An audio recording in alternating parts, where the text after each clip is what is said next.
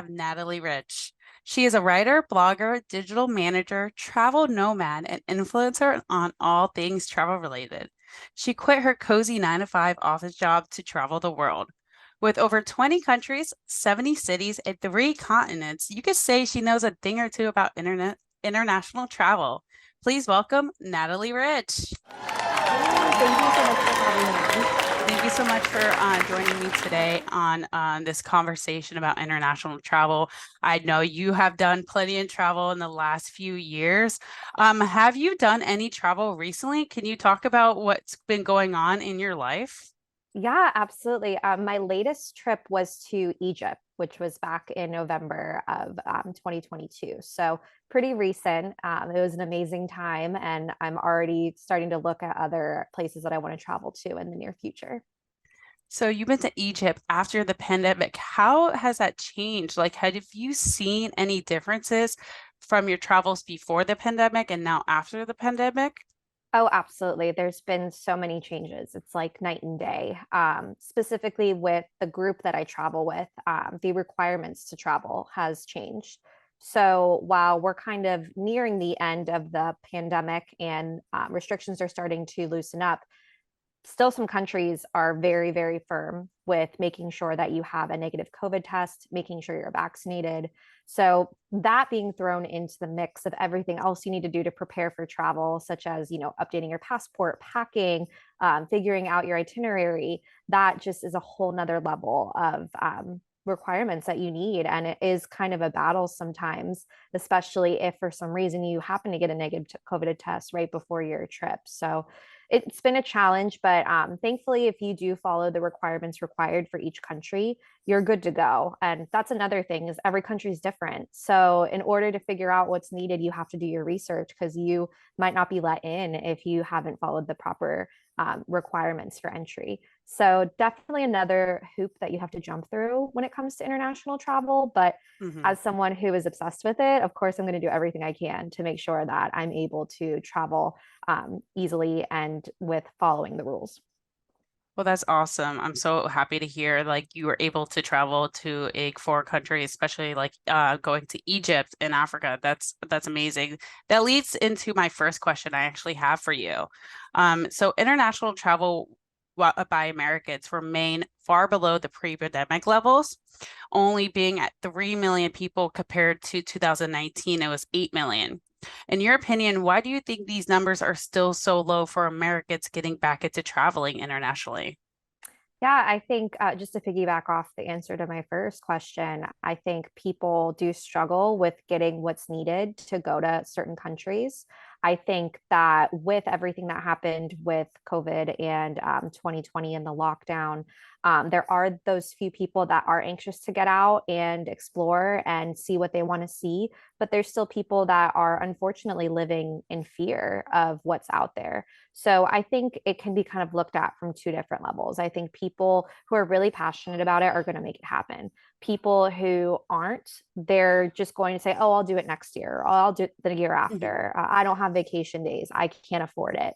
I think just after going through what we've been through as a country and as the world, it does put that stress back on the person. Do I want to leave the comfort of my home to travel? And do I want to spend all this time making sure that everything is buttoned up?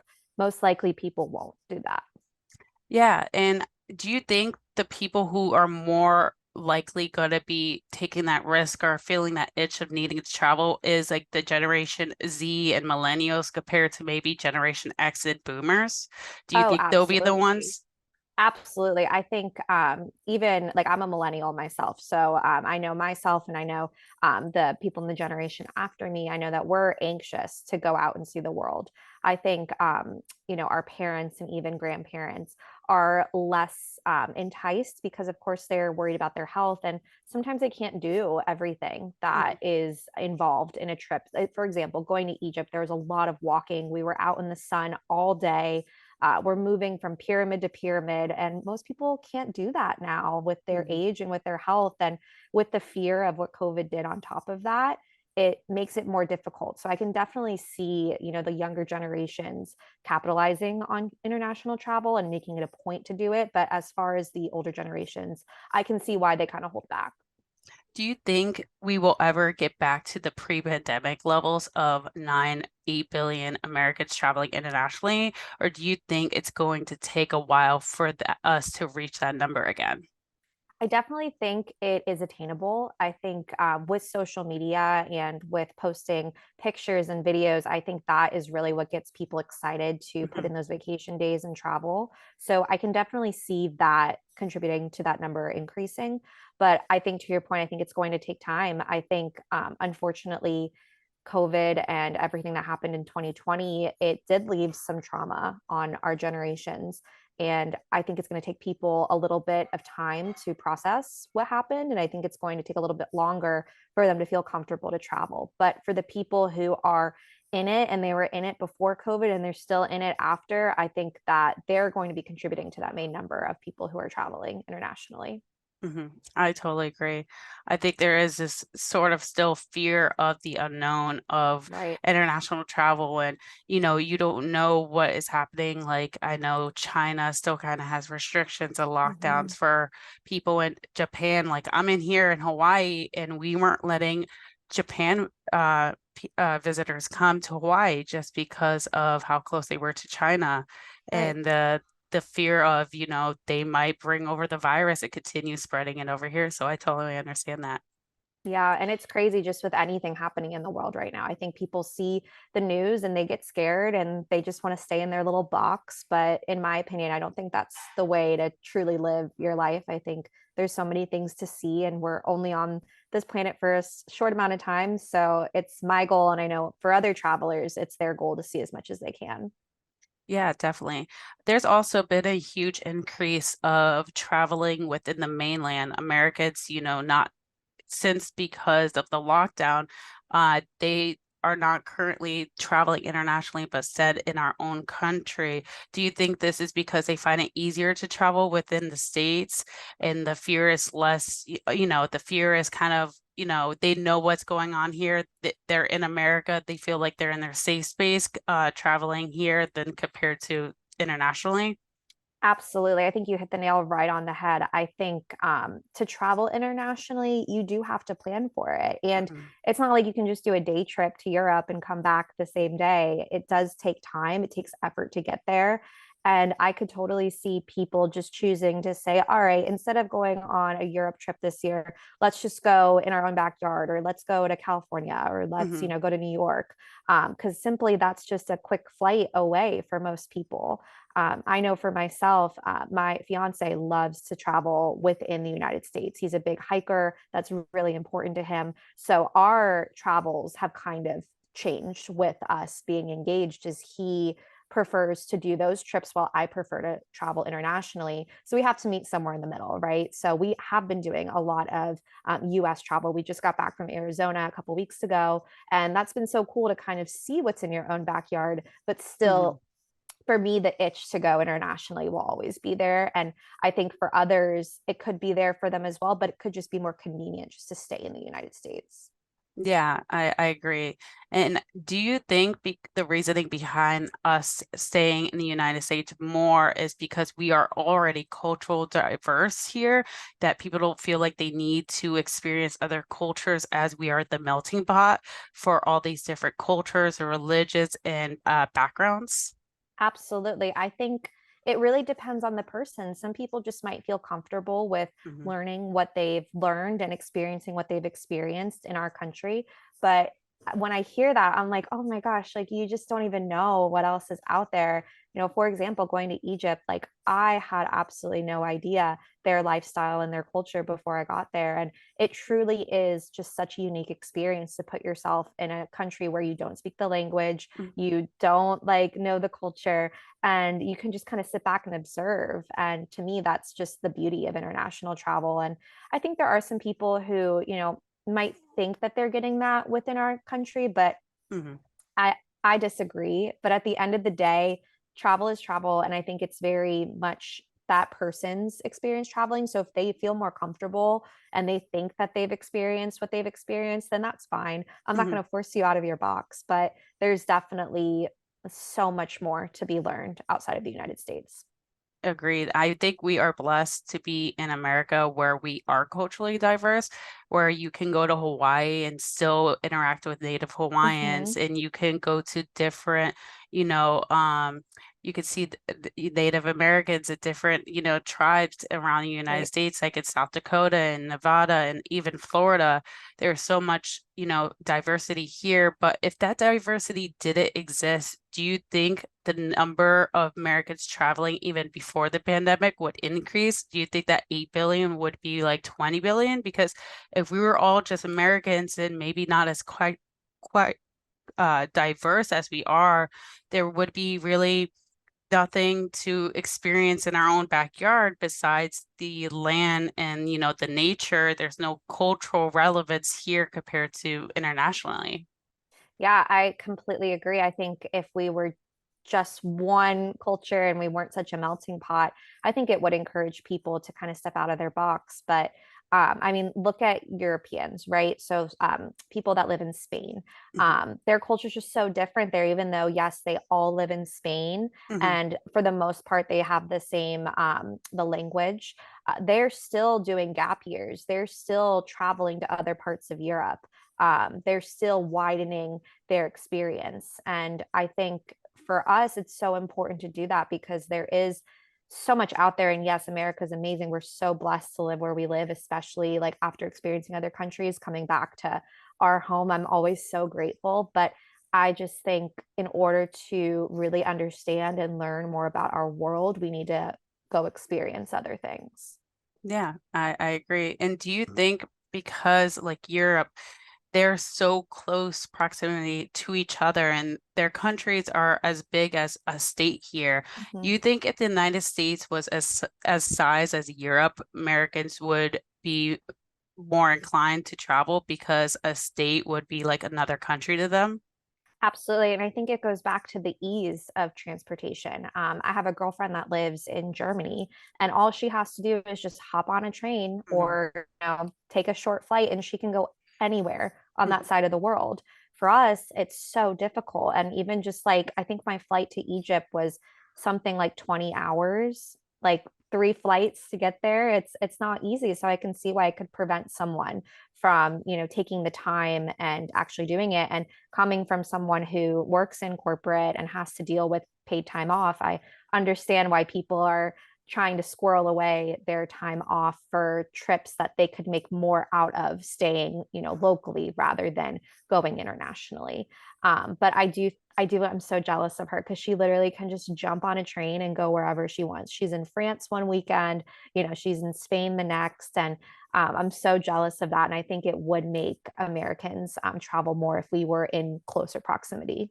I agree. I think that if the United States was like Europe, we would be, I think, more culturally not just diverse, but educated on Yes. what's going on within other countries because we're such a close proximity compared to we're only in knowledge of what's going on in our own world because Hmm. we are such a large, United States. It's such a large place that, sometimes we don't even know what's going on in California if we live in Dakota or, vice versa, is we don't always know what's going on within our own states because of how Yeah. large we are. Yeah, and I think that's where the importance of the news and radio and online, digital aspects really come into play because we can learn that stuff. But again, we're not there, so we don't know Mhm. what's truly happening. And to segue from what we were just talking about, Americans feeling comfortable here, do you think big corporations like the fast food chains, the hotel chains, the box stores has anything to do with Americans staying local compared to going internationally? Do you think they play a role or affect the travel economy about this? Absolutely. I think as humans, we're all creatures of habit, and rarely do we, steer away from a restaurant or a store that we know and love for something else. Especially if you're in a new country with food that you're not quite used to and spices that you're not quite used to. Um, I could see how some people would just prefer, hey, there's a McDonald's down the street for me. I'd much rather have that. Mhm. But the funny thing about other countries is most of those, branded retail restaurants or stores, they are in their country and sometimes they're better. Like we had McDonald's in Egypt and it was delicious. And I was like, okay, I don't feel, no offense to McDonald's in America, but I was like, I don't feel as run down and as greasy as I usually do when I have a burger in Florida. But Mhm. it's just very unique because each country will cater those different restaurants and the food to meet their culture. And also, like when I was in Europe, I remember going shopping and I needed clothes. It was, I was there for 5 weeks. There were different seasons. I didn't pack enough. And in every country I went to, there was an H&M. So it's like, I don't think people realize that, most of these places that you're traveling to, they have your creature comforts. You Mhm. just have to kind of do your research to find that. And if something like not having a McDonald's or not having an H&M is going to prevent you from traveling, then maybe you shouldn't because there's going to be a lot of other things that blow your mind there besides not having a McDonald's or H&M. Yeah, personally, when I traveled abroad, when I went to Israel, I was quite shocked to see McDonald's and a Right. KFC. I was like, what is going on here? But to me, like I personally am the type of person, I don't want things I could get at home. I Right. want to, what is the local restaurant? What is the local cuisine? What are the local shops? Like if you're traveling this far just to, no offense, I went to McDonald's as well because I had to try it. But if you're going to McDonald's, like you could have just saved your money and stayed home. And some people prefer that. Some Mhm. people are like, why? Like, I'm not interested in trying that food. I'm not interested in learning about the culture. And if that's the case, I'm sorry. Like, I'm sorry you're closed-minded, but you're right. Maybe you should just stay where you're at. But if you are open to experiencing and trying new things, then you should go into these countries with an open mind and try the local foods, meet the local people, and really immerse yourself in the culture because it's 9 times out of 10, you're going to find something that you never thought that you would enjoy before. Mhm. And it's just going to bring so much more to that experience. Agreed, completely agreed. So, another research center, they said most Americans do, when they do travel outside the United States, half go to Canada or Mexico. Why do you think these countries are very popular among Americans? I think I actually flew in. I had a layover in Canada, and I was so sad I couldn't explore more just because I've heard how incredible it is Mhm. there.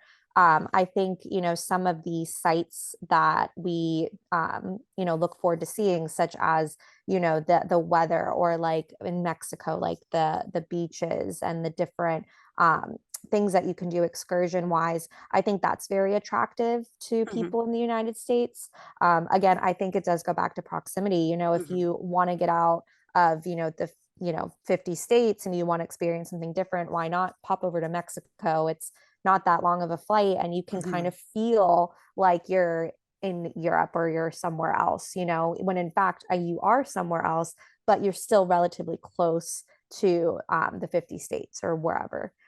So I think that could be a reason why. I think also they're just really big travel destinations. I think that they have so many unique qualities as countries, and it's enticing, and people want to experience that without having to do a 20-plus hour flight.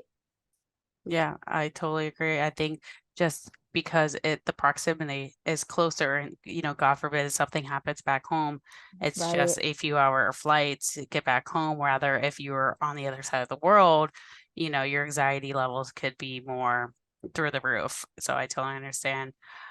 What about so Generation Z, they're the new generation, most of them are graduating high school or in college, which is crazy to think as a millennial. And they're now getting involved into traveling. Well, do you think that they are going to have a larger impact when it comes to influencing maybe like even us as an older generation into traveling with things like social media, Instagram, TikTok, and Snapchat? Absolutely. I think the more we grow up and the new generation grows up, I think social media as a whole has just changed the game. I Mhm. think that people who are just getting out of high school or just getting out of college, they are really being faced with the fact that you don't necessarily have to do a 9 to 5 sit down job at an office anymore. I think our culture has shifted because of 2020 and COVID, Mhm. where people can now work remote and do whatever they want. Or, you know, maybe you don't even want to work in a corporate setting and you don't have to. You can make an income by literally traveling and posting pictures of you experiencing the world. And it's such a beautiful thing because I think we and I know you and me, like we've worked for how long going to an office and you know, Many having years. to many years having to, you know, wake up at 6, get to the office by 8:30, you know, sit through all the meetings, check the emails. And I think the one good thing that came out of COVID in 2020 was the fact that people realized that our jobs don't dictate our life anymore. And I Mhm. think this younger generation is seeing that and seeing how we're responding to it. And we're kind of saying, no, like, we're not going to do this anymore. You know, we're going to actually, you know, we're going to work remote, we're going to get paid more, and we're going to enjoy our lives. And it's cool to see that shift in the workforce where now the employees kind of like hold that you know, that over the corporate employees heads with, you know, I know my worth, I know how I want to live my life, I also know I can do this job while, you know, sitting at home. Mhm. So why not make the most out of my life instead of living that, you know, continuous 9 to 5 in the office stress? And then for what, 10 PTO days? I think Mhm. people are really deciding, you know, and fighting back and figuring out, you know, hey, I don't really want to live my life like that. And this generation, they have guts. They Mhm. do. Because we are now pushing back, but they will push back harder. So it's going to be really interesting to see the travel industry in itself and even on social media how that grows while this new generation grows.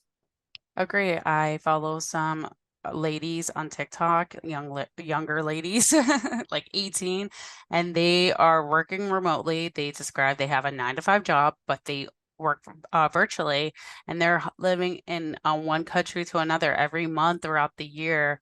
They're going and packing up and moving to a whole new country and living there. And Mhm. I'm like, what a wonderful experience, a great idea, Right. because they're still getting paid, they still have a job, but instead of, being stuck in somewhere in middle America for the rest of your life, they can explore the world and get to try all these new things that they would never experience if it wasn't for COVID and Right. virtually working remote and working wherever you can.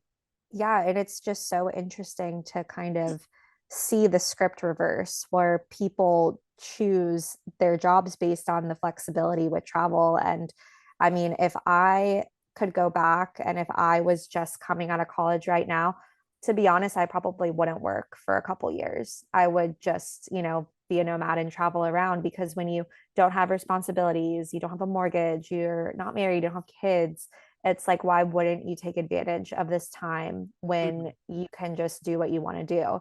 And I say that and I'm like, okay, well, now I have a mortgage. Now I'm getting married. Like, so now responsibilities kick in at 30. But Yeah. in your 20s, especially your early 20s, you should be taking advantage of the time that you have.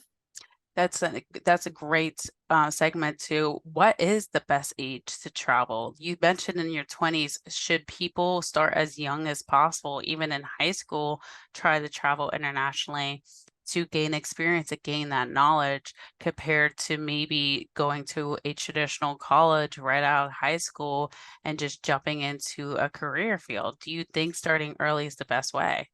I have like mixed reviews for that because I feel like it really depends on the person. Like, Hmm. if you are responsible and you have a passion and you're going to be smart and safe, then absolutely you should do it when you're young.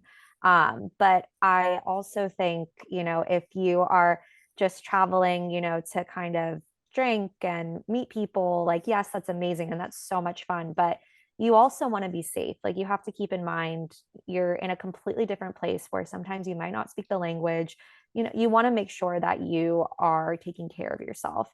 And I think the maturity level of a high schooler to do that, I like don't depend on them for that. Hmm. So, but at the end of the day, I do think study abroad is fantastic. I think exchange programs are fantastic. I think anyone who wants to do that, I say go for it. I just know for myself, coming from someone who I actually went on my first big international trip when I was 14 with my mom and her students. My mom was a teacher and she took her students on a teacher student trip, and we went to Ireland, Scotland, Wales, and London. I was Oh, wow. 14. That's You awesome. could like it was fun, but like, do you think I absorbed anything while I was there? No, I was too busy hanging out with the high school kids and, trying to be cool. So I would Mhm. just say go when you know you're going to appreciate it, but also go um, if it's a passion. And if you're 20 and you know for a fact you aren't really feeling the college thing and you think you could benefit from traveling around the world, go for it. You could even do that at 50. If you're, stuck in a rut at 50 and you want to go on a trip, do it. I think it's really open to any age realm and Mhm. any person, but I think you just have to ask yourself, am I going to appreciate this? And am I going to stay safe? I think those are the two most important things, especially when it's someone a little bit younger that might be choosing to travel. Yeah, I agree. I think the younger you are, you're not like really enjoying the experience you're Yeah, getting and really observing the knowledge and how great opportunity compared to somebody who's older and right. gets to do it. I know every time I travel, I appreciate even traveling within the United States. I'm like Yes, to somewhere new. I'm like, I'm so glad I'm here because when I was younger traveling, I didn't care because I don't know, my mind was somewhere else. But so there's research out there that says college students are more likely, or college graduates are more likely to travel international compared to the ones who have a lower education level. Why do you think that statistic exists? Why do you think college students are more likely to travel to compared to somebody who just has a high school degree? I think it unfortunately has to do with finances. It's not cheap to book a flight and go and stay somewhere when you're traveling and do all the excursions and eat the food. And you can do it. Like, I didn't have a lot of money when I was in Europe and I made it happen. But I think for those students that are just coming out of college, they might get money from their parents, they might get money from graduation, they might have worked a few jobs to save up for it. Mhm. Not saying money's everything, but like, it is expensive to travel as opposed to someone who, might not have the means to do so. And that's another thing that's just so upsetting is like, everyone should see the world. Everyone should be able to go where Mhm. they want to go. And it is sad that it is dependent on money and resources. But there are programs that do help people like that, that do want to travel and they just might not be able to afford it. Um, I don't think it really has anything to do educationally. I think, um, I just think it has to do primarily with financial and if they can afford it. And I know people who literally went on like $100 and, Mhm. they were able to kind of make it work. So it's truly up to the individual and if they have the passion and they're willing to put in the work to get there. And most of the time at the age of, 18, you might not be quite ready for that as opposed to someone who went through college and went through that experience and kind of wants to do more.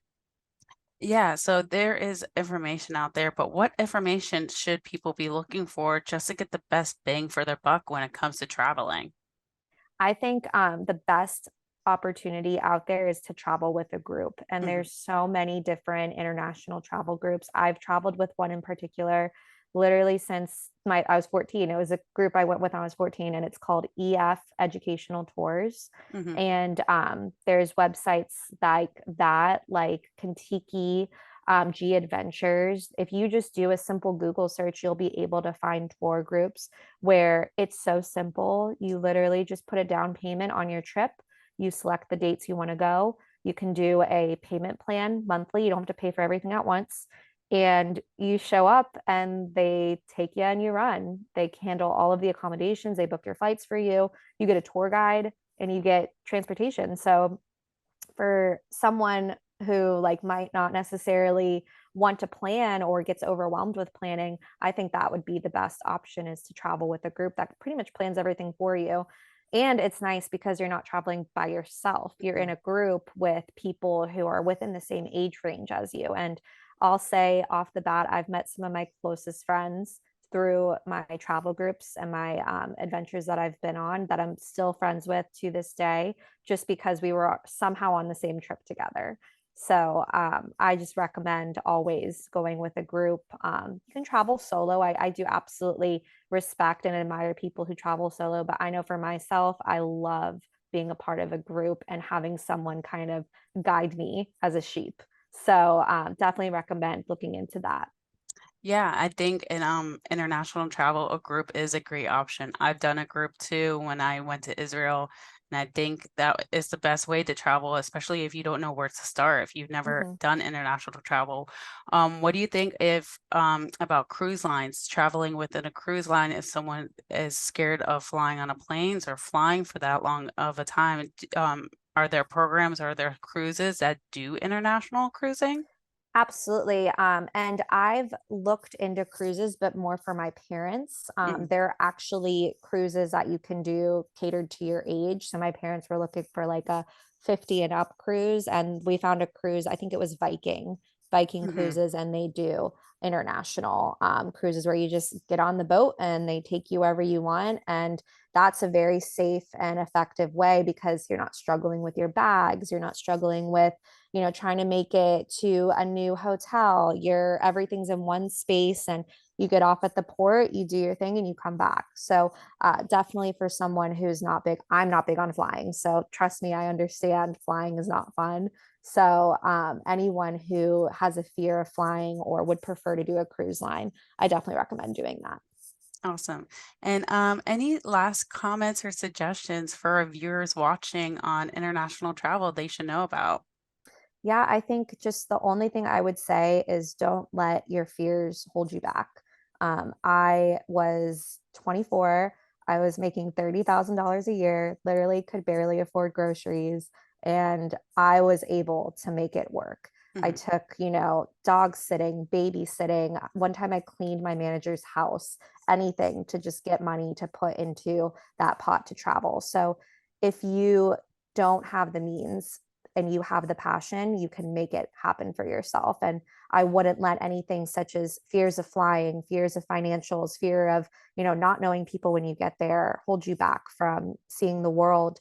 And for me, I love helping people plan their trips. So if there is someone who watches this who is interested in kind of learning where to start, I can absolutely help with that. Thank you so much, Natalie. If you want to Yeah. follow Natalie on Instagram, it's at Rich with Adventures. Also, you could check out her website for any trips on traveling at richwithadventures.com. I'll also post this information in our link below. Thank you so much for joining us today. Thank you for having